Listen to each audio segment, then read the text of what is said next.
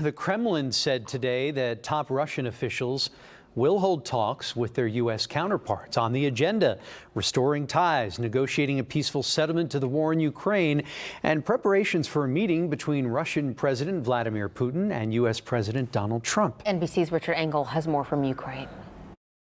Here in the southern Ukrainian city of Kherson, which is often attacked by Russian forces. In fact, Russian troops are stationed not far from here right now.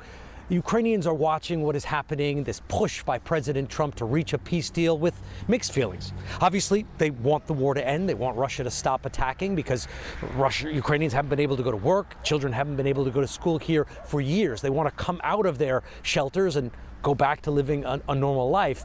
But they don't want peace on any terms, and they don't want President Trump to impose a peace deal on them.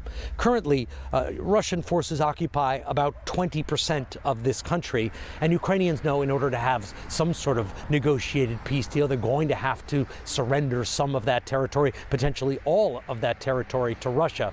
But in exchange for that, in exchange for what would be extraordinarily painful sacrifices, it would mean giving up large cities to Russia, which Russia occupied by force.